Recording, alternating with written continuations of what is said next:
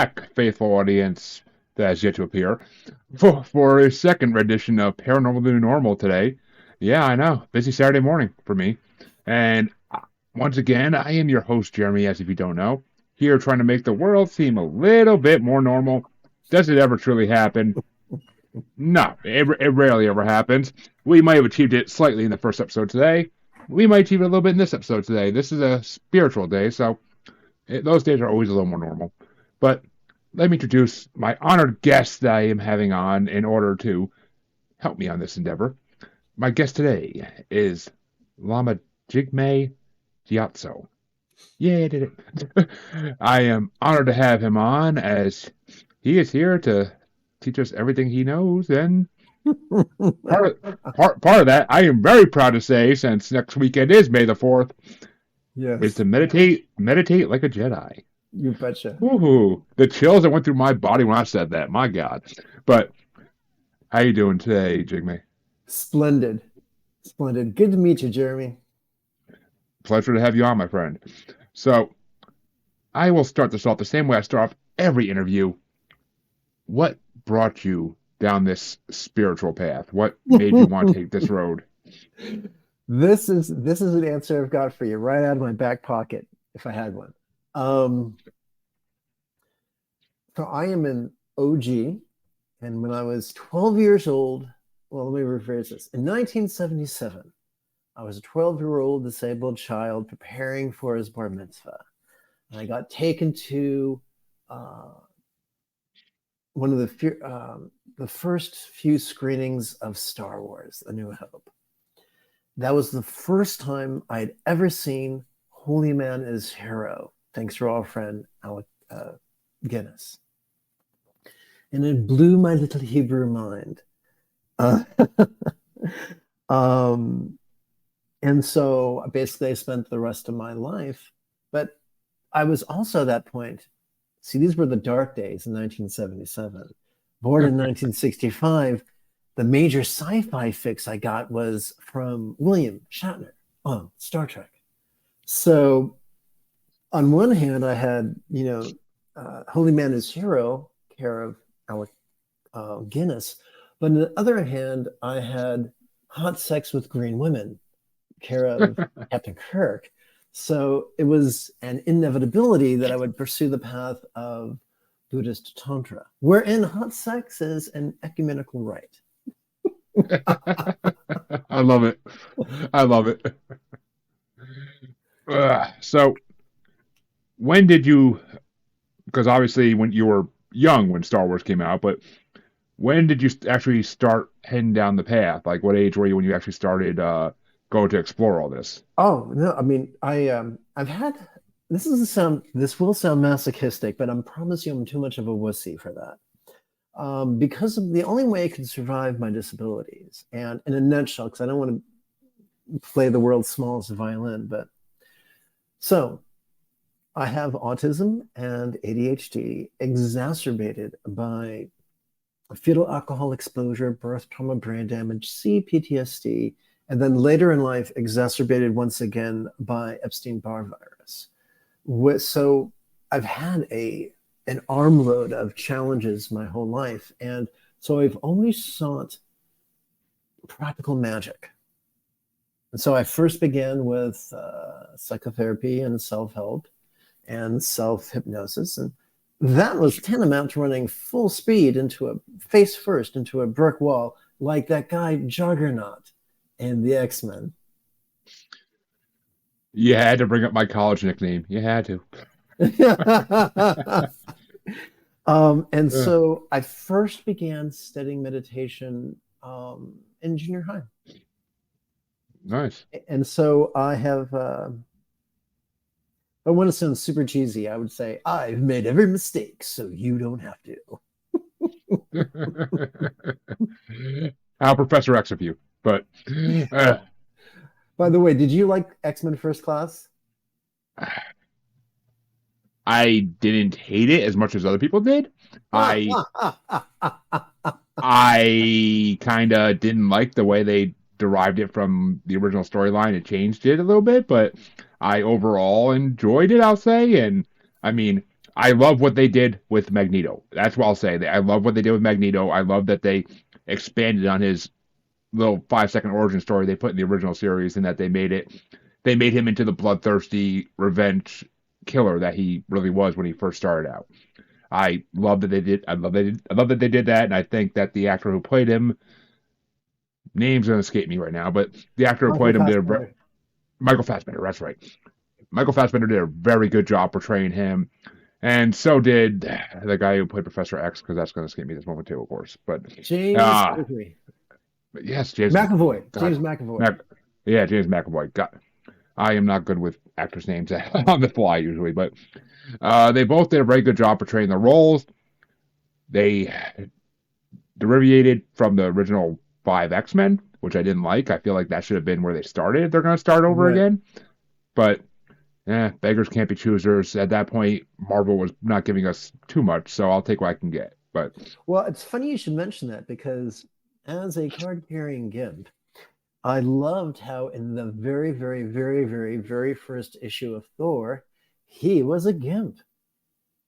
yep, And he found, a piece of wood and he got upset and he struck it and he became Thor. How cool is that? You see, yeah, the Doctor Donald the Doctor Donald Blake storyline was always a good one. I liked how they started off originally. oh, I I loved how they did it in the movies too. I'm not gonna lie. I mean, I liked that they went more the mythology route with the movies, which was a really good right. thing. I love how they did that, but I will say that original Donald Blake thing, I kind of wish they did that for like a little bit in the first movie. Like when he came to Earth, he shouldn't have been like, "I am Thor." He should have, it should have been like a few years later after he came to Earth that he already had this secret identity that he was kind of going about as. And then eventually, towards the end of the movie, he reveals who he truly is. Like that's what it should have been, in my opinion. But I am not Like a Mission Impossible with the face mask. exactly. I mean, I'm not. I'm not. They don't pay me to write these things, so I can only wish and wish. But oh well, they did it well, and I'm not complaining. I freaking love how they did Thor. So all the movies, well, most of them, but I can't complain. So as the thing I really want to ask about though is the title of Lama. When did Yes. that come about? Because I feel Right. like that's not a title you could give yourself, if I'm not mistaken. So here's the thing. It's all malarkey. One of my teachers used to say everything is an act of mental imputation. Everything is labels. Technically, once you do your first 3 year retreat, which is actually 3 years, 3 months, 3 weeks, 3 days, 3 hours, blah, blah, blah, you're just considered a lama after that. And some people do 1 3 year retreat. Some people do I think the technical term is shit ton. Yes, a shit ton of 3 year retreats. That would be me. Um, and so really, let's jump back to, I think, as a question behind your question, if that's okay. Of course. So I answered this a lot. So I'm just gonna pull the rip. I'm just gonna pull the rip. What do you call the cord on on a gas mower? The ripcord, yeah. Not the ripcord.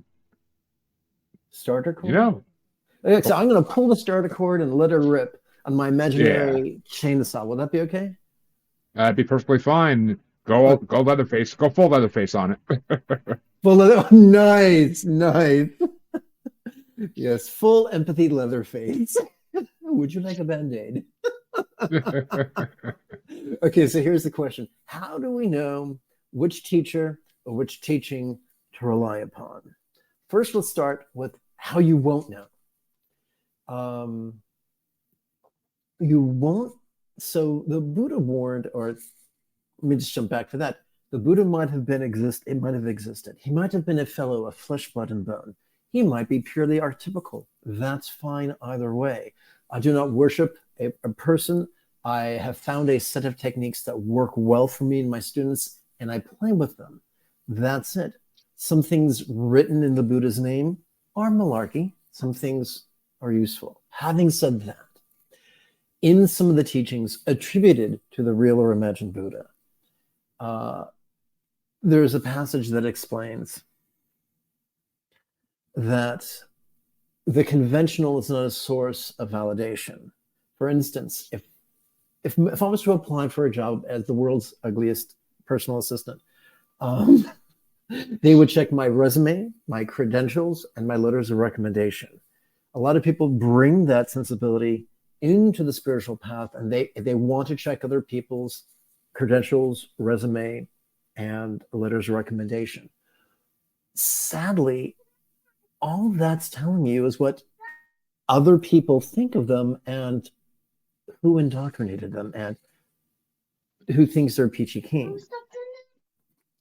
So when you get back to the origin story of Lao Tzu or the Christ or the Buddha, these were people who were really, really, really rejected by the authority figures of their day. These people were not made for patriarchy. They were made for spiritual matriarchy. These were people who rejected rigidity for flexibility, fear for love. They rejected controlling tendencies to be laid back. They rejected being elitist for being egalitarian, cryptic for being lucid, and they rejected being competitive and instead chose to be cooperative. These are things that patriarchy is appalled with. And there was a dead English fellow who once said, maybe you know who said this, I forgot. To be hated by some people is the highest compliment. Do you remember who said that, Jeremy? Yeah, I mean, yeah, sorry, my daughter is distracting me a little. But yeah, I mean, I fully agree. I mean, I've met people in the spiritual realm who like they think they're the greatest thing ever because I went to this retreat, I went to this meditation with this master Buddhist monk, and it's okay. I mean, someone who goes out to the jungles of Peru and meditates on their own with a monastery full of monks for the same amount of time is gonna get the same spiritual presence that you have.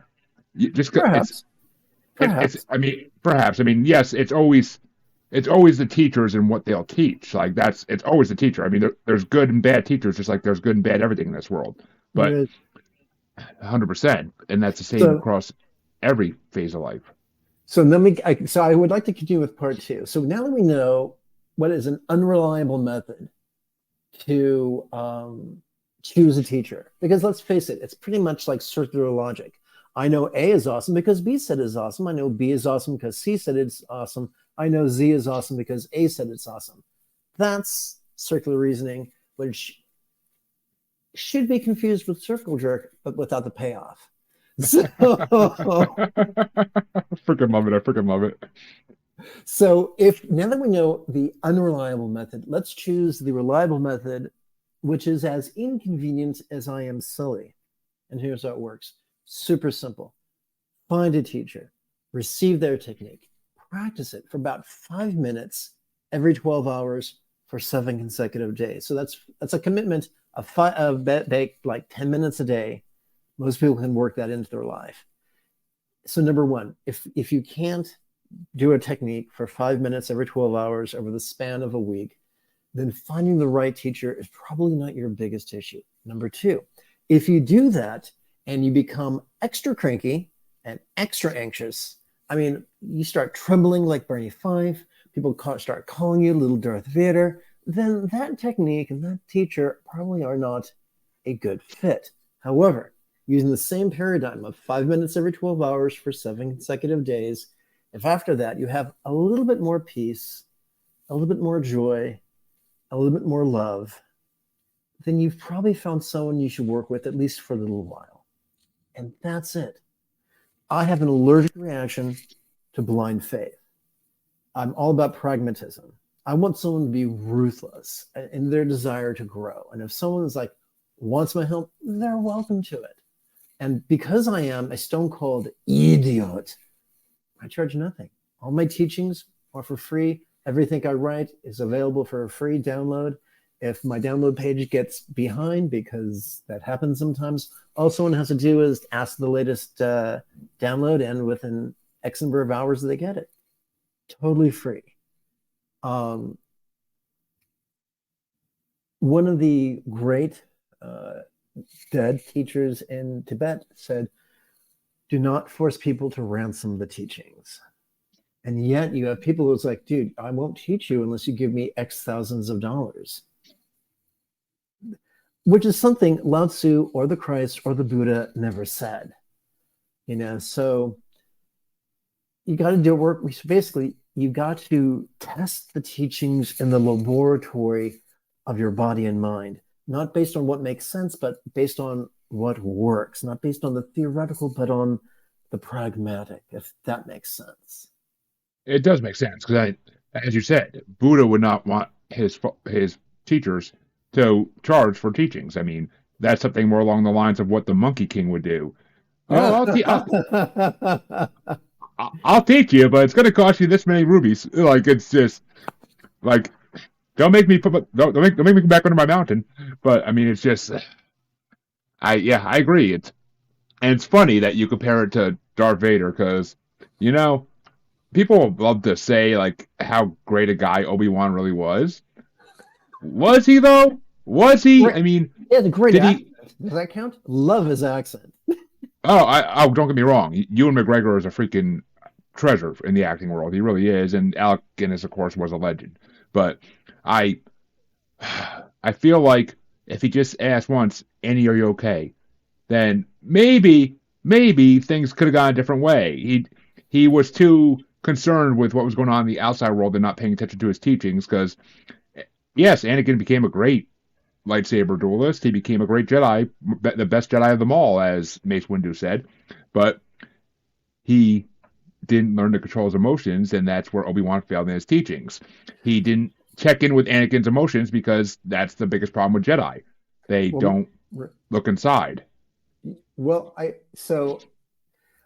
I'm kind of cynical. So on one hand, I would say when we look at the prequel trilogy, we're seeing the reason why the Jedi Order fell. In fact, you can do a wonderful character study between Mace Windu and Qui-Gon Jinn.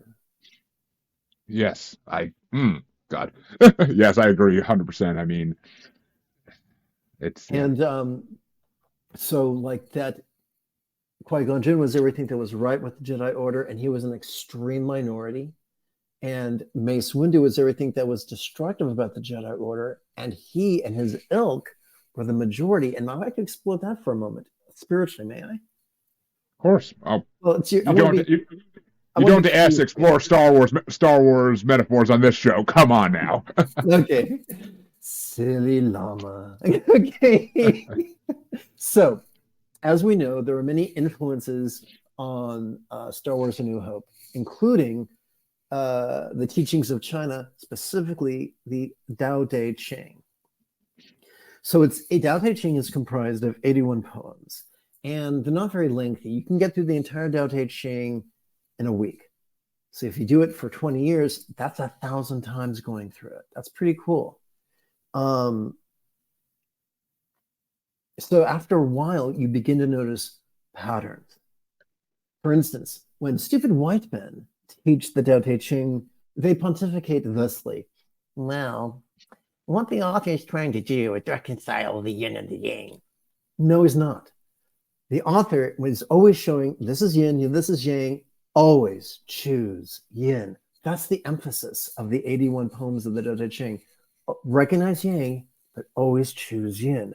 Always choose to be flexible, loving, laid back, egalitarian, lucid, cooperative, and kind. Always, always choose that, even if it costs you your life.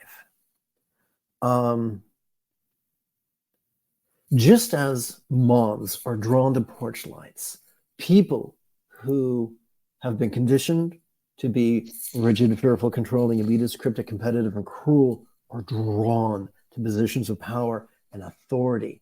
And we even see that in the lore of Buddhism, that the Buddha had a wicked cousin named Devadatta, who used all sorts of Machiavellian scheming techniques to divide the Buddha's congregation of students and patrons and set up his own teaching ministry. But because all his energy had been devoted to the acquisition of power and not to the acquisition of wisdom, once he finally got what he wanted, it quickly slipped through his fingers like water through a palm. um, because he had no wisdom to offer. And so, similarly, the most people in every facet of human endeavor, vocationally, recreationally, spiritually, politically, the people with the greatest hunger for power are typically the least worthy, the least helpful once they get their power. And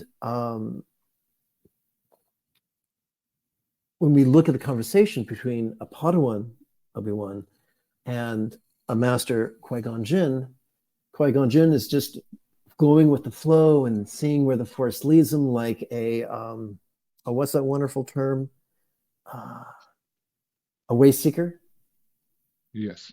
And meanwhile, Padawan Obi-Wan, who if he fell upon a briquette would poop out a diamond, kept saying, "Master, if you would just do what the other masters say, you would be on the council by now." Meanwhile, good old Qui-Gon Jinn is all, that's greasy kid stuff. What's the council compared to the will of the Force? And of course, in my world, Liam Neeson spoke like an aging New York Jew.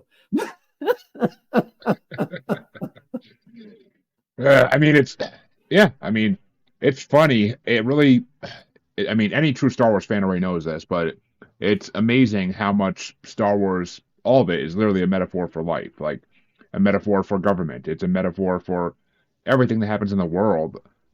I mean, because you're right, those who want power, politicians, most of them are not worthy to have it because they're not looking out for everybody. They're looking out for their pocket, for their wallet. They're looking out to make that money. That's why they want to get to the highest rank of president, because once you're president, you're set for life, because after you leave the office, you're getting a fat check every month. And it's going to be enough to live off of and just do what you want, basically, and maybe write some books just because why not? Because I can make more money writing books. Obama. But, I mean... Right, both of them. I really dig that Carter, after he retired, spent his life doing good works, with Habitat for Humanity. That's pretty cool. But whether you're looking at Bush or whether you're looking at Obama, one of the things I love about Jon Stewart when he during his tenure on the Daily Show was that he would hold the feet to the fire of both sides of the aisle. He didn't play favorites. He didn't he wasn't apologetic. He would mock who was ever president, who was ever being a bonehead. He would mock. So he was an equal opportunity mocker. What's not to love? Exactly. I mean, and that's the thing about Jimmy Carter too, though. Look where he came from. He was a freaking peanut farmer, for God's sake. I mean, he wasn't JFK. He didn't come from Hollywood. He wasn't, as much as I hate to bring this up, he wasn't Donald Trump. He didn't come from being a rich New York real estate entrepreneur and business entrepreneur who everybody knew the name of before he ran. Like, Jimmy Carter was literally nobody before he ran. He was just a peanut farmer, but he was salt of the earth people, and that is what made him a great president, and that's why afterwards he just kind of did what he was going to do anyway. He was going to be a good person, so after he got done, he's going to build homes for people who need them. He's going to do all these great things. Like, you don't see that with the presidents who shouldn't be presidents, who are just doing it for the fame and power. So, are you comfortable discussing politics? Because I am, and I want to be sensitive and respectful to you. It's not something I normally do on this podcast. I mean, I've done it from time to time, but I have no problem talking politics. My listeners are spiritual people, and they understand that we are just talking about beliefs, opinions, and maybe some facts thrown in, but we are not. Brace yourself. Here it comes. The profile. Look at this schnoz. This is a face designed to eat bagels. I am a Yid, a Heb, a Hooknose. My ancestors were Red Sea pedestrians. Name that movie. What's that a reference to? Ooh, it might be before my time, I'm thinking, but I can't think. I feel like it's a Woody Allen movie, but The Life of Brian. Oh, Monty Python. God, I should have known that. Brian, your father was a Roman. No, mother, no. I'm a Yid, a Heb, a Jew, a Red Sea pedestrian mom, and I'm proud of it. I should have known that. I really should have. And as someone who is mainly European Jewish as well, I can agree with that. Like I don't get me wrong, I love a good bagel, but I mean, it's just and I'm from New York, so I know good bagels. But Yeah. I, but I mean, you're not wrong. You're not wrong. I mean, it's exactly what it is. We're designed to be who we're meant to be, and that exactly goes into the conversation we're having because a lot of these politicians are not designed to be politicians. They were just forced there, and they pushed themselves there. Oh, I'll be the mayor of this small town for now, but eventually I'm going to get way higher up. And I mean, Jeb Bush could keep pushing, but he may get there one day. Who knows? So it's like as a Jew, um, I am no stranger to the Torah, the Talmud, the Midrash, and other polysyllabic words. And you look at the Torah, you look at the fifth book of the Torah, you look at Deuteronomy, and there is the fine print. And it basically says, listen, you do what I tell you, and I'm going to bless you with these blessings. However, you break the covenant, I'm going to kick your ass across the globe. And our ancestors, how quickly did our ancestors break our covenant? Bullets have left guns at a slower velocity that our ancestors just shattered the covenant. And so you have these great Torah scholars and Midrash scholars and Talmud scholars around the world agreeing that there's a difference between Zionism and Judaism. One's political and one's spiritual. And you have some people who are like, yes, let's build peace. Like Jimmy Carter created a treaty between Egypt and Israel, or he helped facilitate it. And in the 90s, once again, an agreement was facilitated between the Palestinians and the Israelis. However, in Israel, not all Jews are created equal. Some are mensches and some are mamzers. Some are yin and some are yang. And the yang ones were like, well, we can't have this. There's no profit in peace. So they contrived an assassination for the Israeli prime minister who agreed to sign this agreement with the Palestinians, and then ushered into power a hawk, someone who, if he wrote a book, it would be called Politics for Fun and Money, or for Fun and Profit. And we have someone right now who's the only, in Israel, who's staying out of jail by using chaos, by using diversion, by using violence, by creating wars and armed conflicts, not only for profit, but to preserve what's left of his political career. When the Romans were occupying Judea a long time ago, they had a saying: you put two Jews together, you get three opinions. We love talking and arguing, and you will always find some who are very, very dovish, and some who are hawkish, some who are yin, some are yang, some who are wise, and some who are just clever. And the current prime minister, I forgot his exact, it's a president or a prime minister, I'm not sure, in Israel, very, very clever, not very, very wise. And so personally, you might call me provincial, you might call me a pussy, but I'm deeply allergic to the murder of civilians. I'm deeply allergic to colonization and exploitation. And I'm reminded of two Jews talking, saying, why shouldn't we do this? It doesn't make us worse, it doesn't make us better. And I'm reminded of so many rabbis around the world agree that never again is for everyone. The Christians, bless their hearts, have a wonderful passage in 1 John that God is love. Neuroscience teaches us there's a hunk of meat a few centimeters behind our forehead that's devoted to empathy. And that when we practice concentration, active concentration, and active contemplation, our blood doesn't go there. It goes to little teeny amygdala at the base of our limbic system and makes us extra crispy and extra cranky and extra anxious, trembling like Barney Fife with his one bullet. But when we replace, active concentration with passive mindfulness, when we replace active contemplation with passive meditation, relying less upon the prefrontal cortex and more upon the two facets of the autonomic nervous system, then the blood shifts to the anterior cingulate gyrus, and we experience the highest love, which is centered and uncontrived. And from that place, we can't help ourselves. We can help but talk baby talk to dogs. We can help but make peace between warring cultures and warring peoples. We long for it like a drowning man wants his next breath of air.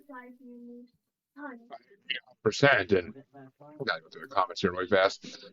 Greetings, Amanda from Japan. Jeez, actually it's later in the day there, so you're not as early as me. So, but thank you for watching.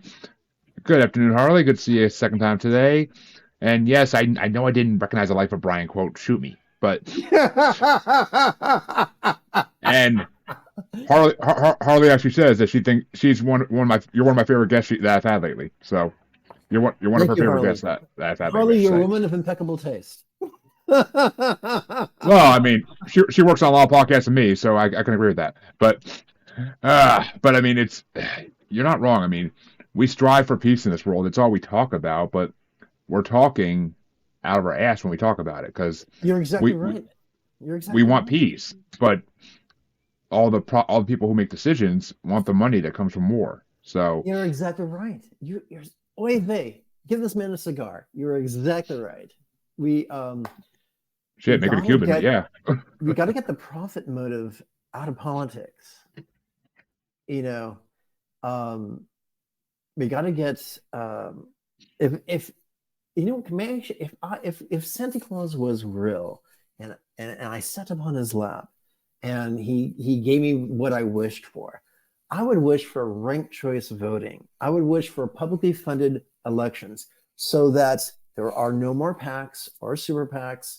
There are no more donors. There are no more lobbyists. It's just get X number of signatures and we'll give you the budget and you can run for office. You have to debate. And this is how many debates you get. You have to do a commercial. This is only how many commercials you get. Get the money out of politics.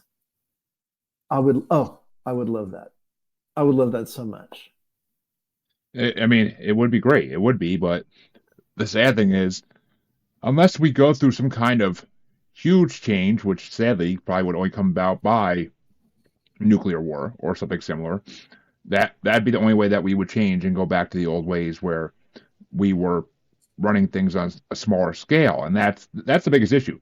There shouldn't be a leader of a whole huge country like the United States where you can't tell me that one part of the United States needs this, so the whole country needs it. It's not true. I mean, each individual state, each individual county, city needs different things. They don't all need the same thing, and you can't please them all just by making one brass decision. It should be brought down. There should be more power to the lower levels of government. That's where it should stop. Is okay. You are the president of this state. That's your job. Do that job. Like, take care of your state. Every other state can figure out things themselves. We shouldn't have these basically emperors, for lack of a better word, these Palpatines who think they can run everything with one brass decision. I mean, yes, I understand the motive behind Palpatine wanting to execute all the Jedi, because he did technically stop a war by killing off both sides, which, yes, it's a bloody way to end it, but he ended it. Well, the way he created. And then, I mean, yes, he created an empire, which is what basically we had this great idea when the United States was founded.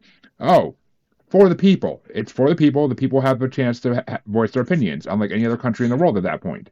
Right. It was a wonderful experiment, but it was facilitated by privileged white male landowners. And they were gatekeepers in the original draft of the Constitution. You know, you couldn't vote unless you owned land and were white and had a penis. So good intentions, but it was far from perfect.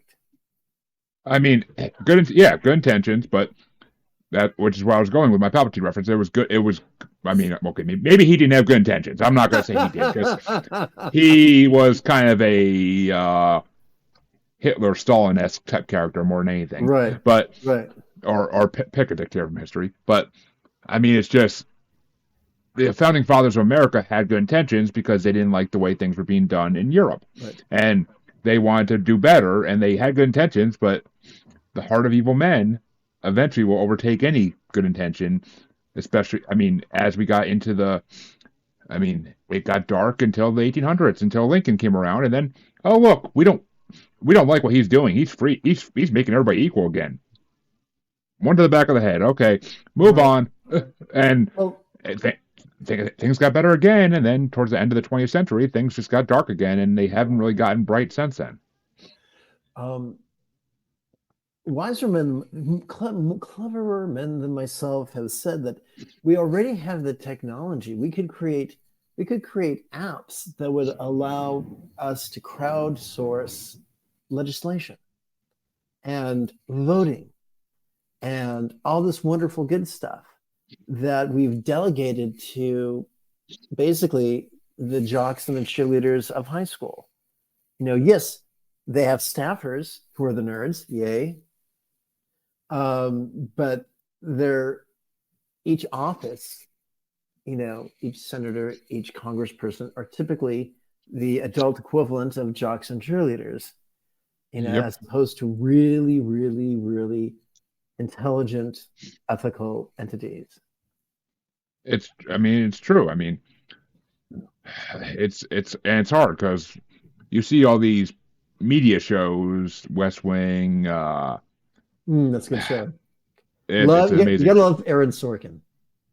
Oh, Aaron Sorkin's amazing, and I mean, but the shows like that, like try to make the U.S. government be this. Oh, we can make it happen because we want it to happen, so we can make it happen. We're gonna save these people on this that got attacked by this horrible country. They got attacked in this horrible country. They're Americans, though. We're gonna save them.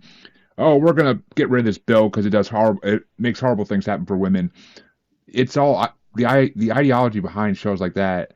Try to show off the American government as this peace loving, oh, we're going to fight for everybody type of government. And it's just so far from the truth. I mean, I think it's what it was meant to do that. I mean, that show was the genesis of that show took place near or shortly after Bush Jr. got elected, and there was a great loss of hope and a great increase in fear.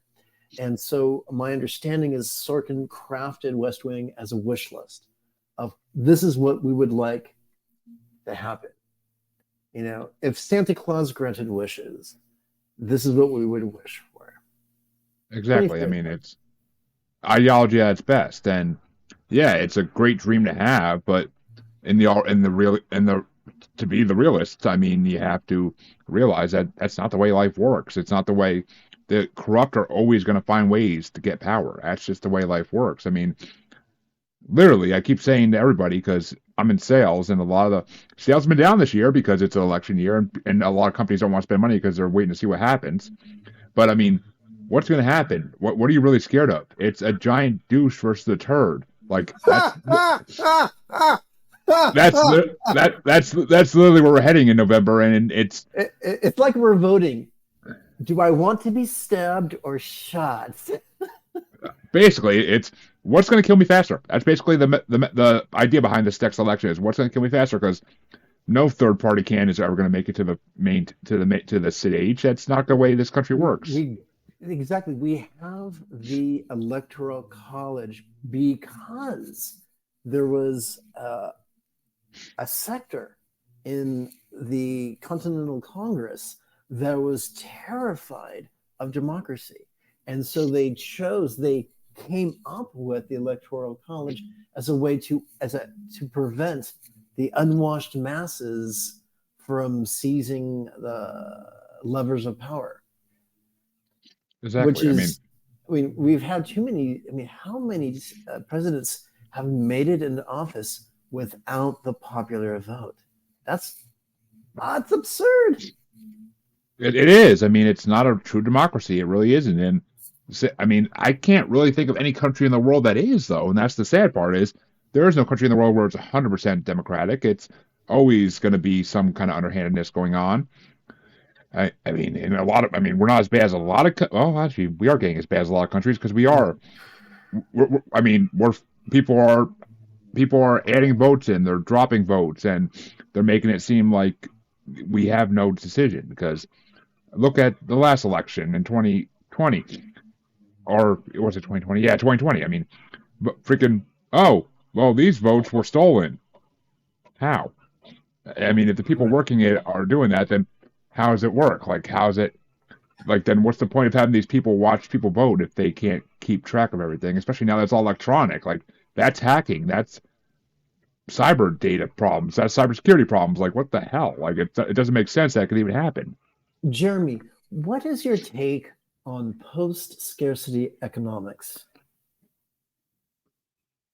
Might need you to explain a little what that is. I can't say I've heard Sure, that term. sure. That's cool. It goes beyond capitalism. It goes beyond communism. It goes beyond all that, and says that basically we currently, at this point, right now, possess the technology to ensure that everyone on this planet, this is just for beginning, everyone on this planet can have the medical care they require, the education they require, the employment that they desire, um, the education that they desire. We already have the means to make sure that everyone is clothed and fed and nurtured. We already have that technology to ensure that the resources are used in the most sustainable way for the entire biosphere. But we don't have but those who have the ability to implement such systems have been pushed out by the political animals. You know, it's like did you see the movie on Netflix, Don't Look Up?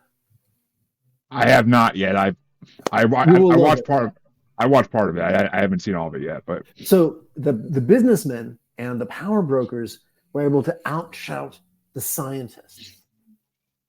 And that's a common dilemma. And of course, I never trust one human. But if you get 1,000 or 10,000 or 100,000 scientists, you're probably going to get closer to the truth than if you ask 10,000 or 100,000 politicians or 10,000 or 100,000 businessmen. Uh, so there's this wonderful book called The New Human Rights Movement by Peter Joseph. And it has literally a third of the book is just citations, just footnotes to peer-reviewed research. You can find it, I think, on Amazon and on Audible. I listen to an Audible because he writes like a board. What's it called? College instructor.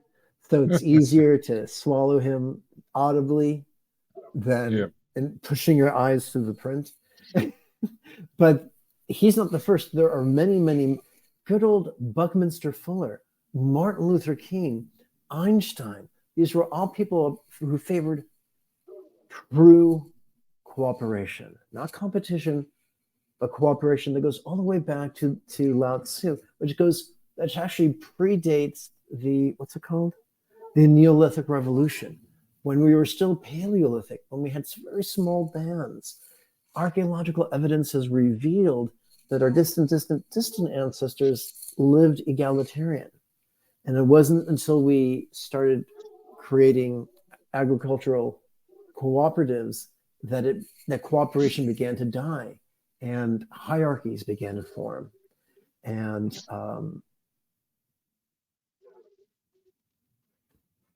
the exploitation, it feels like exploitation and egalitarianism can't exist simultaneously.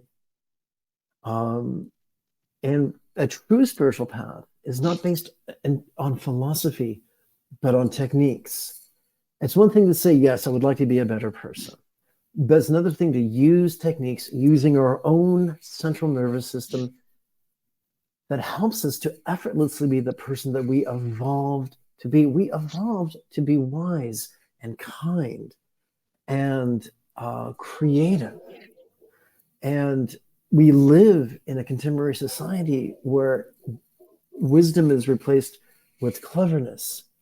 And creativity is ground under the heel of the boot of compliance, where people are told you cannot use your talents until you have served your corporate overlords. You know, some people are born to schmooze. Some people are natural born salesmen. Many aren't. Some people are natural born surgeons. Most aren't. I don't want a natural born salesman to do brain surgery on me. I don't want a natural born brain surgeon to sell me a new pair of shoes. Yeah, I mean, I would have less of a problem with the surgeon selling me the shoes than with the salesman trying to operate on me. And as a salesman, yes, I wouldn't operate anybody, but I mean, you're not wrong. I mean, you're not wrong at all. Creativity gets squashed in this country, especially in this world altogether, constantly. I mean, gee, there was a big pandemic a couple years ago, but if you want to mention that certain C word on YouTube and talk about what may have been behind it, oh gee, YouTube's gonna take your video down because you're using your freedom of speech, but why shouldn't we take your video down just because the government wants us to? Right, or moneyed interests. You know, Yeah, that's just an like example, but no, yeah. no, it's a good example. It's kind of like um, when the shit got real, to coin a phrase from Bad Boys, when the shit got real during COVID, um, there was two political responses. One said, "Let's come together as a team. Let's cooperate. Let's pool our talents and make sure that we as a species survive this." And then there was another one for which the word oy vey was invented. And these were people who said, "I will die for this economy." Yeah. Yep, and those are the people that said, "Oh, let's mark everything up about 200% from what it was, just because people are now in a panic. You can't find toilet paper anywhere. You can't find paper towels anywhere. You can't find masks. You can't find gloves. You can't find sanitizer. So let's produce this stuff at 500 times the amount we used to, and mark it all up because why not? Let's take advantage of a time when people are desperately in need of help, and let's just make them spend all their money they don't have on things they don't really need." Right, right. We live in a system that rewards cruelty and competition, and that punishes cooperation and kindness. Yep, exactly. I mean, God forbid a salesman tries to help another salesman out and teach him. Guess what? He's going to lose sales during that time because he's busy teaching. He's doing a good thing, but let's punish him for losing sales and let's fire him and keep the person he taught, and that person now becomes the Right. top salesman. Like it's the whole teach a man to fish and he'll have food for the rest of his life rather than fish for him. I mean, it's the same philosophy. But it's been turned to this wicked idea of every man for themselves, or you're going to be screwed. Um, can I go back to that book for a moment, The New Human Rights Movement? I really love it. By the way, Of I course. don't get a profit in fact, I buy this book and give it to people because once again, idiot. um, I learned how to pronounce that word from Ren and Stimpy. But a study was done between bonobos and chimpanzees. They are cousins. They have a common ancestor. And in biological terms, they separated from their common ancestor relatively short period of time ago in terms of biology, in terms of evolution. But when you contrast the bonobo culture, they are groovy and laid back. They have a physical matriarchy. They have sexual negotiation. It's wonderful. You look at the chimpanzees, and they are psychotic bastards who live in a harsh patriarchy. But they have a similar physiology. They have a common ancestor. What happened? Well, it turns out that when you live in plenty, your blood mass naturally collects around your anterior cingulate gyrus, the seat of cooperation. When you live in peril, your blood mass gathers at your amygdala, the seat of cooperation and hostility. I'm sorry, competition and hostility and fear. So, when we create this libertarian uh, wonderland where everyone's out to fend for themselves and everybody else can fuck all the way off, um, it's going to force people neurologically to tap into the least resourceful, most aggressive part of their brain and be psychotic chimpanzees rather than groovy bonobos. Did you enjoy the movie Oppenheimer? I have not had a chance to see it yet. I've heard amazing things about it, but I've not had the chance to see it yet. I watch a lot of movies for different podcasts, and I just newer movies always escape me because of that. Okay, going back 30 years, did you see Fat Man, Little Boy? I mean, unless you're talking about Tommy Boy, no. So Fat Man, Little Boy was about it was the same subject, but was just done in the 80s as opposed to done recently. It starred Paul Newman. It was very Oh, good. okay. So in both movies, what's featured is humanity's greatest technological leaps have always been based on cooperation, never competition. Yeah. So we are at our best in every metric, in our creativity and in our intellect when we cooperate. And when we compete, bad shit happens. Yeah, and that's all this role has become is competition now. Everything is competition. I mean, to bring it home, even in the paranormal community, investigators constantly argue over, oh, this investigator is faking all their evidence. They don't really capture spirits in talking or capture spirits on camera. They're just faking it all. I mean, the whole Zach Baggins thing was huge, and I see it every day online. Like it's just people attacking each other constantly. It's like, if you all work together, you'd capture more evidence. Stop fighting over who's capturing the best stuff and just work together. You're exactly right. We see the same thing in Tibet. In Tibet, the Galags would compete with pseudo-intellectual debate, and the Kagyus would compete yogically to see who could get hottest during Tumo meditation. None of these things are what the Buddha ever intended. The Buddha was a radical teacher. He promised that enlightenment could be mastered in less than 7 years or 7 quarters or 7 months or 7 fortnights or 7 weeks or even 7 days without austerity, without pseudo-intellectual skullduggery, easily and quickly and through cooperation. And yet in Tibet, we saw sectarianism and classism. Only the people had to get, instead of people being monks and nuns being supported by monasteries, they had to pay rent to the monasteries, which meant that only the wealthiest people could stay in the monasteries, and the poor folk had to be homeless yogis. In Tibet, where it snows, where snowing is a full-time career. And so in every facet of society, every strata of society, we see competition. Yep. I mean, being more widely used than cooperation. it's sad. It's the way the world's going. But before we do wrap up, there is, being that you are Buddhist trained, I have to ask, what are your thoughts on reincarnation? That's an excellent question. I've got a really disappointing answer. In the words of Bill Cosby, who I quote at my peril, I don't know. I mean, so the people in patriarchy, people in Yang love to manipulate others and coerce others through fear. And so if you can convince someone that if you don't do what I tell you to do, you're going to take rebirth in hell, there is a certain demographic that will respond to that, like a scolded puppy. But the Buddha was never about coercing people. He didn't say, do the right thing because you'll get rewarded. He just said, love, it makes your life meaningful. Wisdom makes your life meaningful. Peace makes your life meaningful.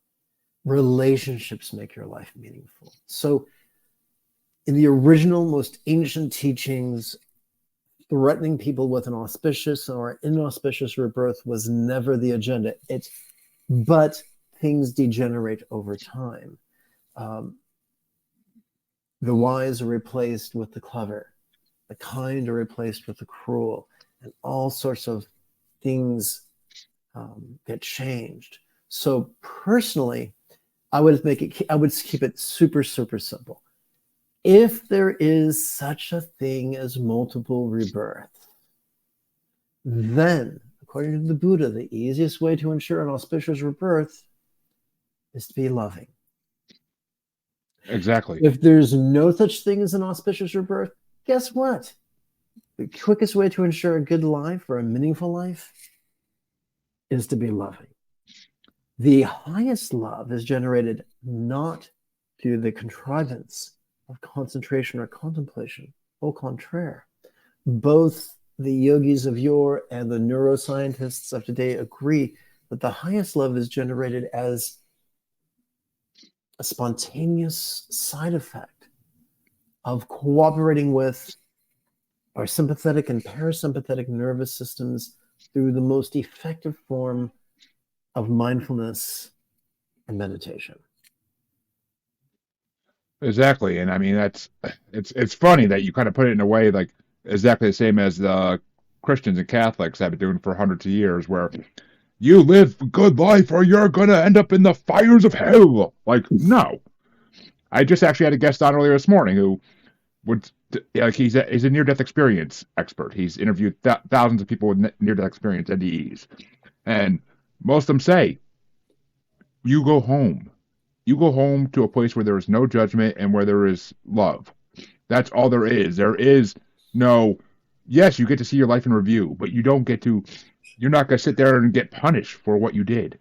You just get to see your life in review from the eyes of the other people that you affected so you can see how your life actually went without being biased about it.